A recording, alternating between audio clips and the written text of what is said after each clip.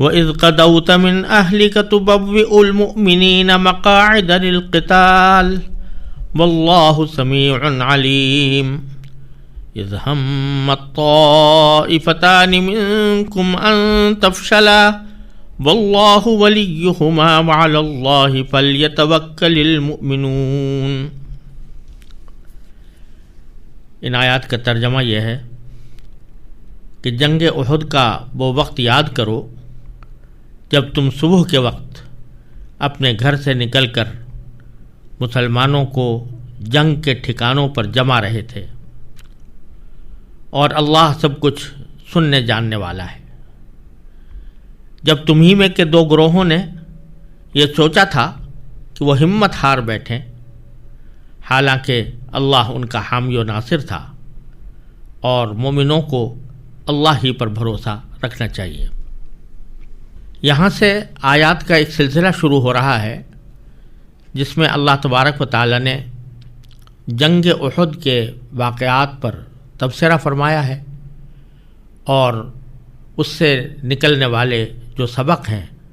ان کی طرف مسلمانوں کی توجہ دلائی ہے۔ پچھلی آیات سے اس کا ربط یہ ہے کہ پیچھے اللہ تبارک و تعالی نے مسلمانوں سے فرمایا تھا کہ یہ کافر لوگ اگر تمہارے خلاف کچھ سازشیں کرتے ہیں تو یہ تمہیں نقصان نہیں پہنچا سکیں گے، یعنی پچھلی آیت ہی میں فرمایا گیا تھا کہ وَإِن تَصْبِرُوا وَتَتَّقُوا لَا يَضُرُّكُمْ كَيْدُهُمْ شَيْئًا، اگر تم صبر اور تقوی سے کام لوگے تو ان کی سازشیں تمہیں کچھ بھی نقصان نہیں پہنچائیں گی۔ اب اسی سلسلے میں غزوہ احد کا بیان اس طرح آیا ہے کہ غزوہ احد میں ایک موقع پر مسلمانوں کو شکست کا سامنا کرنا پڑا تھا، تو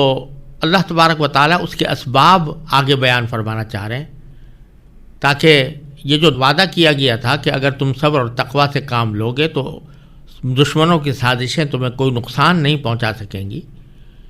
بظاہر احد کی لڑائی میں جو مسلمانوں کو شکست ہوئی تو اس سے کسی کو یہ خیال ہو سکتا تھا کہ وہاں بظاہر یہ وعدہ پورا ہوتا نظر نہیں آیا، تو اللہ تبارک و تعالیٰ اس ظاہری اور عارضی شکست کے اسباب بیان کرنے کے لیے آیات کا یہ سلسلہ اللہ تبارک و تعالیٰ نے نازل فرمایا ہے، اور غزوہ احد کے واقعات پر تبصرہ بھی فرمایا ہے۔ غزوہ احد کا پس منظر یہ ہے کہ سن 2 ہجری میں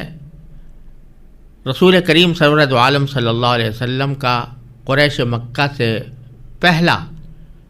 باقاعدہ معرکہ بدر میں پیش آیا تھا۔ اس میں اللہ تبارک و تعالیٰ کے فضل و کرم سے مسلمانوں کو واضح فتح ملی تھی، اگرچہ مسلمانوں کی تعداد بہت کم تھی، 313 مسلمانوں پر مشتمل تھی، اور ان کے مقابلے میں ابو جہل کا لشکر 1000 مسلح سورماؤں پر مشتمل تھا۔ اس کے باوجود اللہ تبارک و تعالیٰ نے فتح مبین عطا فرمائی۔ قریش کے 70 سردار اس میں مارے گئے، اور 70 گرفتار ہو کر جنگی قیدی بن کر نبی کریم سرورد عالم صلی اللہ علیہ وسلم کے پاس آئے۔ اس شکست کی وجہ سے قریش کی بظاہر کمر ٹوٹ گئی تھی، اور ان کو اپنی شکست پر بڑا صدمہ بھی تھا، اور ساتھ ہی یہ غصہ بھی تھا کہ اس شکست کا کسی وقت بدلہ لیا جائے۔ چنانچہ سن 3 ہجری میں قریش مکہ نے بڑے سابق انتظامات کے ساتھ مدینہ منورہ پر حملے کا پروگرام بنایا، اور نبی کریم سرورد عالم صلی اللہ علیہ وسلم کو اطلاع ہوئی تو آپ نے صحابہ کرام کو جمع کر کے یہ مشورہ فرمایا کہ کفار مکہ کا جو لشکر مدینہ منورہ پر حملہ آور ہونے کے لیے آ رہا ہے، اس کا مقابلہ آیا ہم شہر میں رہ کر جیسے محصور ہو کر کیا جاتا ہے اس طرح کریں، یا یہ کہ شہر سے باہر نکل کر ان کا مقابلہ کیا جائے۔ اکثر مسلمانوں کی رائے یہ ہوئی کہ بجائے شہر میں محصور ہو کر مقابلہ کرنے کے باہر نکل کر ان سے ایک کھلی جنگ ہونی چاہیے تاکہ ان کو شکست فاش ہو، اور اس میں خاص طور پر ان صحابہ کرام کا جوش و خروش بھی شامل تھا جو جنگ بدر کے موقع پر اپنی فداکاری کے جوہر نہیں دکھا سکے تھے، اس لیے ان کو شوق تھا کہ باقاعدہ جہاد کے لیے ان کو موقع ملے اور وہ مدینہ منورہ سے باہر نکل کر دشمن کا مقابلہ کریں۔ چونکہ اکثریت کی رائے یہ تھی تو رسول کریم سرور دو عالم صلی اللہ علیہ وسلم نے بھی اسی رائے کے مطابق یہی فیصلہ فرمایا، اور آپ ان قریش مکہ کی تعداد 3000 سپاہیوں پر مشتمل تھی، ان کے مقابلے کے لیے آپ 1000 صحابہ کرام کے ساتھ مدینہ منورہ سے روانہ ہوئے تاکہ باہر نکل کر دشمن کا مقابلہ کیا جا سکے۔ 1000 صحابہ کرام 1000 ساتھیوں کے ساتھ جب آپ باہر نکلے تو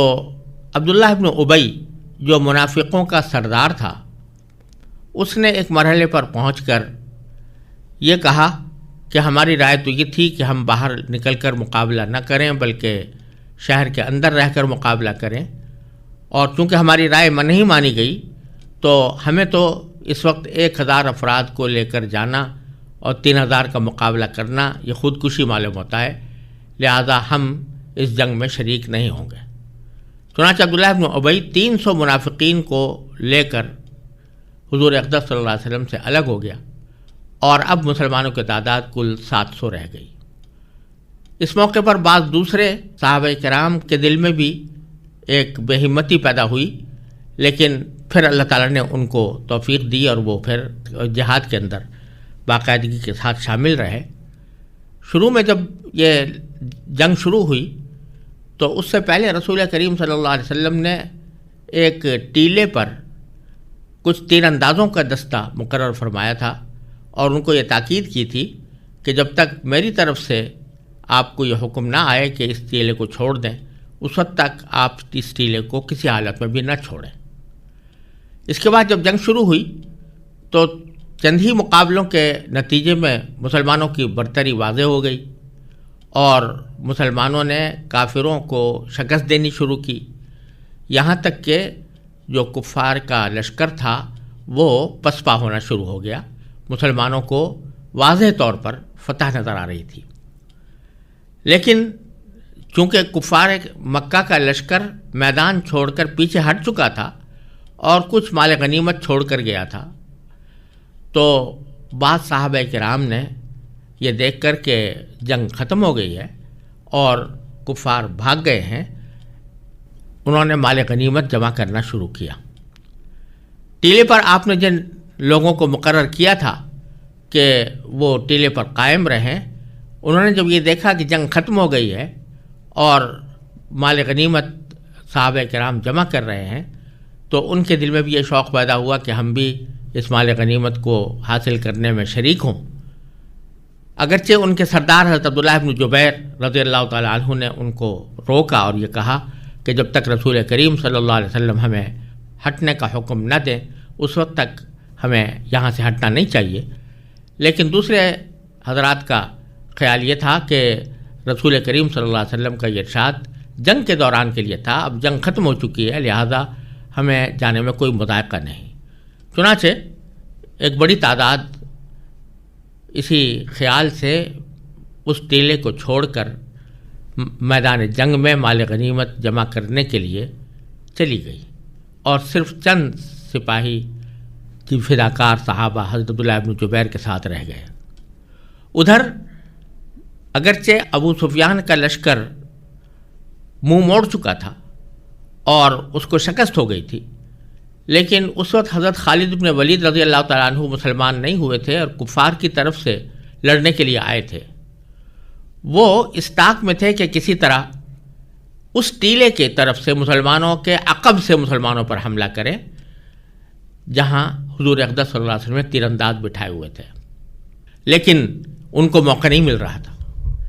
آخر جاتے جاتے انہوں نے آخری بار یہ دیکھنا چاہا کہ اب اس ٹیلے کی کیا کیفیت ہے، تو ان کو نظر آیا کہ وہاں چند افراد کے سوا باقی لوگ موجود نہیں ہیں، تو انہوں نے اس ٹیلے کے اوپر چڑھ کر ان صحابہ کرام کو شہید کیا اور پیچھے کی طرف سے مسلمانوں پر حملہ آور ہوئے۔ یہ حملہ اتنا ناگہانی تھا کہ اس کے نتیجے میں مسلمان تتر بتر ہو گئے اور اس کی وجہ سے ان کو ہزیمت اور شکست کا بظاہر سامنا کرنا پڑا۔ اور اسی دوران ایک اور مصیبت یہ ہوئی کہ کسی نے یہ افواہ پھیلا دی کہ نبی کریم سرور دو عالم صلی اللہ علیہ وسلم اس میں شہید ہو گئے ہیں۔ اس کی خبر یا یہ افواہ جب بعض صحابہ کرام کے کانوں میں پڑی تو وہ حوصلہ ہار بیٹھے، اور ان میں سے کئی حضرات جو ہیں وہ میدان چھوڑ کر اس خیال سے جانے لگے کہ جب رسول کریم صلی اللہ علیہ وسلم تشریف فرما نہیں ہے تو اب مقابلہ بے سود ہے۔ بعض صحابہ کرام کشمکش کی حالت میں ہتھیار چھوڑ کر کھڑے ہو گئے۔ البتہ کچھ صحابہ کرام ایسے تھے جو رسول کریم صلی اللہ علیہ وسلم کے ساتھ تھے، اور کچھ ایسے تھے کہ جنہوں نے یہ کہا کہ اگر حضور اقدس صلی اللہ علیہ وسلم تشریف فرما نہیں ہے تو ان کا دین تو باقی ہے، لہذا ہمیں اور زیادہ سرگرمی سے جہاد میں حصہ لینا چاہیے۔ وہ حضرات جمع رہے۔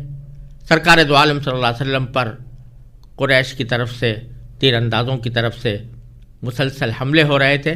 اسی میں سرکار دو عالم صلی اللہ علیہ وسلم کا دندان مبارک شہید ہوا، اور بعض جانثار صحابہ جو آپ کے ارد گرد تھے انہوں نے تیروں کے حملے کو اپنے اوپر لیا اور سرکار دو عالم صلی اللہ علیہ وسلم کو محفوظ رکھنے کی کوشش کی۔ یہ مسلمانوں کی یہ ہزیمت اور شکست کچھ دیر برقرار رہی۔ اس کے بعد اللہ تبارک و تعالیٰ نے ایسی توفیق عطا فرمائی کہ پھر مسلمانوں میں جماؤ پیدا ہوا، اور اس جماؤ کے نتیجے میں وہ شکست جو ہو رہی تھی وہ اس طرح ختم ہوئی کہ اس کے نتیجے میں پھر بالآخر ابو سفیان اور ان کے لشکر کو یہ حوصلہ نہ ہوا کہ وہ مدینہ منورہ میں داخل ہو سکیں، اور وہ واپس چلے گئے۔ اس جنگ کے دوران جو واقعات پیش آئے ان پر اللہ جل جلالہ نے ان آیات کریمہ میں تبصرہ فرمایا ہے، اور ان آیات کے اندر اس سے ملنے والے بہت سے سبق بھی اللہ تبارک و تعالیٰ نے دیے ہیں۔ تو یہاں سے اس سلسلہ کلام کا آغاز ہو رہا ہے، اور اس میں اللہ تبارک و تعالیٰ نے فرمایا کہ اذ غدوت من اہلک، اے پیغمبر وہ وقت یاد کرو جب تم صبح کے وقت اپنے گھر سے، اپنے گھر والوں کے پاس سے نکلے تھے۔ اس میں یہ بھی بتا دیا اللہ تبارک و تعالیٰ نے کہ جب آپ گھر سے نکلے تھے تو صبح کا وقت تھا، اور یہ بھی بتا دیا کہ آپ اس وقت اپنے گھر میں تشریف فرما تھے۔ اور اس میں ایک طرف یہ اشارہ بھی ہے کہ اگر جہاد کا موقع آ جائے اور اللہ تبارک و تعالیٰ کی طرف سے جہاد کا حکم ہو تو پھر انسان کو اپنے گھر بار کی پرواہ نہ کرنی چاہیے، اور اس وقت میں جب کہ ایک دشمن حملہ آور ہو چکا ہے تو اپنے گھر والوں کو چھوڑ کر وہ مقابلے کے لیے اس کو نکلنا چاہیے۔ تو فرمایا کہ اذ غدوت من اہلک، جب تم صبح کے وقت اپنے گھر سے نکل کر گئے تھے، تبوئ المؤمنین مقاعد للقتال، کہ مسلمانوں کو جنگ کے ٹھکانوں پر جما رہے تھے۔ یہ اس طرف اشارہ ہے کہ اگرچہ فتح اور نصرت ہمیشہ اللہ تبارک و تعالیٰ کی طرف سے آتی ہے، اور مسلمانوں کی امداد و نصرت بھی اسی کا کام ہے، لیکن مسلمان کا کام یہ ہے کہ وہ اپنے ظاہری اسباب جتنے اس کے پاس میسر ہیں ان کو پوری طرح بروئے کار لائے۔ لہذا جنگ کا مطلب یہ نہیں ہے، جہاد کا مطلب یہ نہیں ہے کہ غیر منظم بھیڑ کے طور پر آدمی کسی جنگ میں شریک ہو جائے جس میں کوئی نظم و ضبط نہ ہو، بلکہ نبی کریم سرور دو عالم صلی اللہ علیہ وسلم کے اس عمل کو اللہ تبارک و تعالیٰ نے خصوصی اہمیت کے ساتھ ذکر فرمایا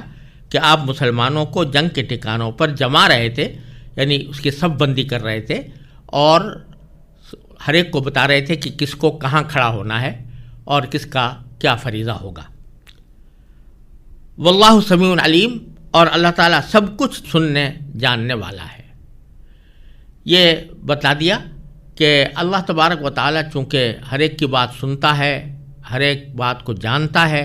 لہذا اس کے علم میں تھا کہ اس موقع پر کیا واقعات پیش آنے والے ہیں، کیا سازشیں ہونی ہیں، اور کیا واقعات پیش آ کر مسلمانوں کو کس وقت فتح ہوگی اور کس وقت شکست ہوگی، کن اسباب کے تحت ہوگی، وہ سب اللہ تعالیٰ کے علم میں تھا۔ پھر آگے فرمایا کہ اذ ہمت طائفتان منکم، جب تمہیں میں سے دو گروہوں نے یہ سوچا تھا کہ ان تفشلا، کہ وہ ہمت ہار بیٹھے۔ اس سے اشارہ ہے، دو قبیلے تھے، بنو حارثہ اور بنو سلمہ، یہ دونوں انصار کے قبیلے تھے اور مخلص مسلمان تھے، لیکن جب عبداللہ ابن ابی اپنے 300 ساتھیوں کے ساتھ میدان جنگ سے فرار ہو گیا تو اس موقع پر ان مسلمانوں کے دل میں بھی ڈگمگاہٹ پیدا ہو گئی اور ان کے دل میں بھی خیال آیا کہ 3000 کے مقابلے میں صرف 700 افراد بہت تھوڑے ہیں اور مقابلہ بڑا سخت ہوگا، اور ایسے میں جنگ لڑنے کے بجائے الگ ہو جانا چاہیے۔ لیکن پھر اللہ تعالیٰ نے مدد فرمائی اور یہ ان کے دل میں جو خیال آیا تھا بعد میں انہوں نے اس پر عمل نہیں کیا، جنگ میں شامل ہوئے۔ تو اللہ تعالیٰ ان کی طرف اشارہ فرما رہے ہیں کہ اذ ہمت طائفتان منکم، جب تمہیں میں کے دو گروہوں نے یہ سوچا تھا کہ ان تفشلا، کہ وہ ہمت ہار بیٹھیں، لیکن اللہ تعالیٰ فرماتے ہیں واللہ ولیہما، اور اللہ ان کا حامی و ناصر تھا۔ اشارہ اس بات کی طرف فرما دیا گیا کہ ان کے دل میں جو یہ خیال آیا تھا یہ کسی نفاق کی وجہ سے نہیں تھا، نہ ان کے دل میں خدا نہ کرے کسی کفر اور ارتداد کا کوئی خیال تھا، لیکن ایک بشری تقاضے سے ان کے دل میں ایک بزدلی پیدا ہوئی تھی اور کمزوری پیدا ہوئی تھی، اور یہ خیال آیا تھا کہ اتنے بڑے لشکر کا مقابلہ کرنا کہیں ہمارے لیے دشوار نہ ہو، اس وجہ سے ان کے دل میں یہ خیال آیا تھا۔ لیکن چونکہ ایمان ان کا کامل تھا، اخلاص پورا تھا، اللہ تعالیٰ کے اوپر ایمان تھا، اللہ کے رسول صلی اللہ علیہ وسلم کی اطاعت کا جذبہ تھا، تو پھر اللہ تعالیٰ نے ان کی مدد فرمائی واللہ ولیہما، اور پھر فرمایا کہ وعلی اللہ فلیتوکل المؤمنون، اور مومنوں کو اللہ ہی پر بھروسہ رکھنا چاہیے۔ یعنی ان کے دل میں جو یہ خیال آ گیا تھا کہ مقابلہ بڑا غیر متوازن ہے کہ 3000 کا مقابلہ 700 افراد کریں گے، تو اگرچہ حقیقت یہی تھی، لیکن ان خاص حالات میں جب کہ دشمن حملہ آور ہو چکا تھا اور اس کے حملے کا مقابلہ کرنا اور دفاع کرنا واجب تھا، فرض تھا، تو اپنے سے اسباب مہیا کرنے کے بعد اللہ تعالیٰ پر بھروسہ ہی رکھنا چاہیے تھا، اور یہ خیالات جو آ رہے تھے کہ ہماری تعداد کم ہے، دشمن بہت زیادہ ہے، ان کے مطابق عمل کرنا نہیں چاہیے تھا، چنانچہ انہوں نے ایسا ہی کیا۔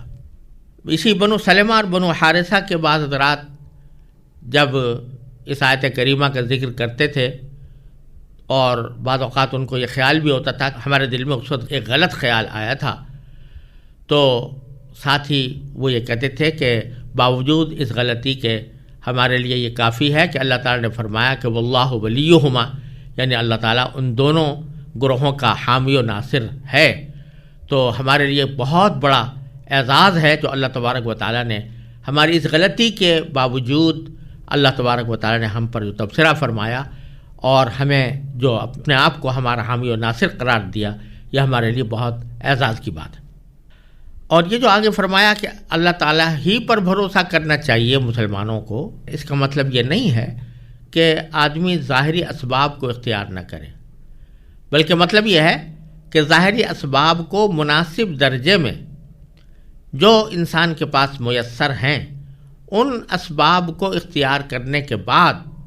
پھر اللہ تبارک و تعالیٰ پر بھروسہ رکھنا چاہیے کہ اللہ تعالیٰ جو کچھ کریں گے وہ ہمارے حق میں بہتر ہوگا، اور ہمیں اللہ تعالیٰ کی ذات سے امید رکھنی چاہیے کہ وہ ہماری بے وسیلگی کے باوجود اگر ہم صبر اور تقوی سے کام لیتے رہے تو ہماری